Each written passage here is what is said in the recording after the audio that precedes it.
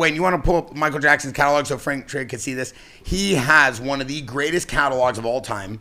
Obviously, I know Sony and everything that's going on with that. But then at the same time, Michael Jackson was one of the most influential artists of all time. Have you seen the run he had just in his 20s? Because people don't ever talk about this. When Michael Jackson was in his 20s, look at what he did just in his 20s. I'm gonna pull this up for you so you could see this. Why real are you quick. glazing Michael Jackson right now? Because I think he's one of the greatest artists of all time, and he gets just You know, destroyed. the only thing I don't like about Michael Jackson is that he stole the moonwalk from me. He didn't steal the moonwalk from you. You crazy. He stole it from me. You crazy. I used to do that move in Memphis, going down the street, and 20 Michael Jackson was driving by in a big limo, and he saw me. He was like, "Hey, what do you get?" He is from it. He did grow up pretty close to there. No, he was Gary, Indiana, but he hung out in Memphis all the time because he liked Elvis.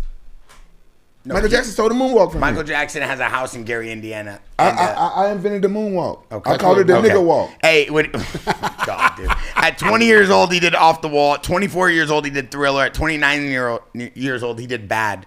He was so famous that when he went to a game, Magic Johnson begged him to go to a game, and Michael Jackson was so famous that when he sat down, the crowd went so crazy, and they wouldn't stop. They had to get him out of the game. They had to have him leave the stadium because he was so famous. Michael Jackson was the best at disguises. I heard rumors that he'd been to a UFC before, but no one knows. One of his best disguises was like an old man.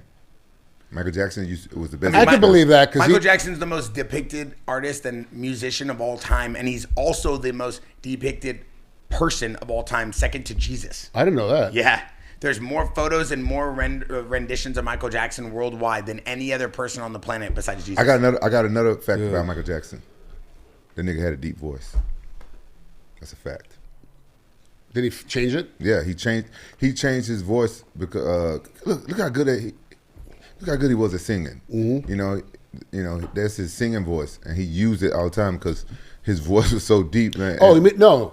Hold on. He didn't have his voice changed? I thought he did something to change his voice. No, he didn't. That's just the way he would talk. That's so the way sing he that talked. But he had like two voices that he used. Yeah. Okay. No, that makes sense because we all know it. I mean, you talk to an on-air most broadcasters that do like ring announce whatever. They have one voice and then a different voice from their yeah. I mean, it makes total sense. A lot of celebrities talk about it. You know, Chris Tucker and him was good friends.